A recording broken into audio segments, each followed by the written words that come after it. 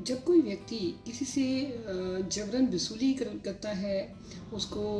मृत को चोट पहुंचाने के लिए, तो ये जो अपराध है ये आईपीसी की धारा 383 के तहत दंडनीय है। अगर कोई जबरन वसूली करता है तो आर्टिकल 384 के तहत उसको 3 साल की सज़ा और जुर्माना हो सकता है, दोनों भी हो सकते हैं। व्यक्ति किसी से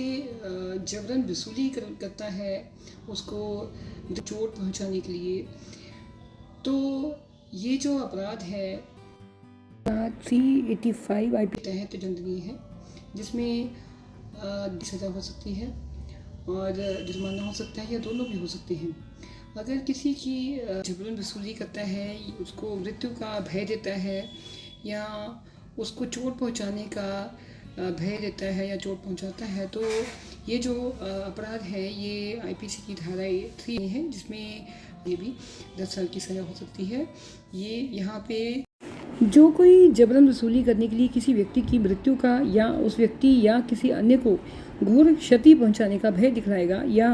डालने का प्रयत्न करेगा, वह दोनों में से किसी भांति के कारावास से, जिसकी अवधि 7 वर्ष तक की हो सकेगी, दंडित किया जाएगा और जुर्माना से भी दंडित किया जाएगा। ये एक गैर जमानती अपराध है और मजिस्ट्रेट जो हैं वो प्रथम श्रेणी के मजिस्ट्रेट इसकी जो केस है उसकी सुनवाई कर सकते हैं। जो कोई किसी व्यक्ति को इस भय में डालकर कि उस व्यक्ति या किसी अन्य के विरुद्ध कोई ऐसा अपराध करने का आरोप है जो मृत्यु से या आजीवन कारावास से या 10 वर्ष की अवधि के कारावास से दंडनीय है, या किसी अन्य व्यक्ति को ऐसा अपराध करने के लिए उत्प्रेरित करने का प्रयत्न किया गया है, जबरन वसूली करेगा, वह दोनों में से किसी भांति के कारावास से जो 10 वर्ष तक का हो सकेगा दंडित किया जाएगा और जुर्माने से भी दंडित होगा। और यदि अपराध इस संहिता की धारा 377 के अधीन दंडनीय है तो वह आजीवन कारावास से दंडित किया जा सकेगा। भारतीय दंड संहिता की धारा 389 के अनुसार जो भी कोई जबरन वसूली करने के लिए किसी व्यक्ति को स्वयं, उसके विरुद्ध या किसी अन्य व्यक्ति के विरुद्ध या ये ऐसे अपराध जिसकी सजा मृत्यु दंड या आजीवन कारावास या 10 वर्ष तक कारावास है का आरोप लगाने का भय दिखलाएगा या भय दिखलाने का प्रयत्न करेगा कि उसने ऐसा अपराध किया है या करने का प्रयत्न किया है, तो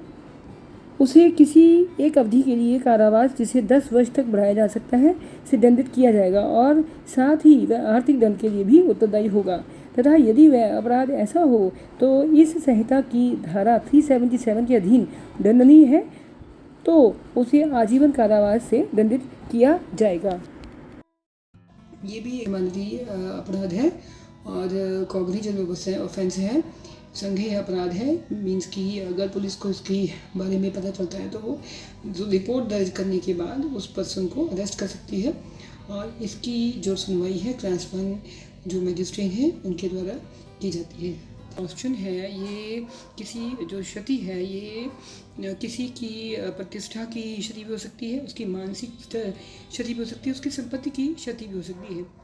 यहाँ पे एक बात और कहें कि अगर किसी ने अपने खुद के पैसे दिए हुए हैं किसी को और वो उससे वापस लेने के लिए कह रहा है, उसको अगर धमकी दे रहा है, तो ये जबरन वसूली में नहीं आता। Thank you.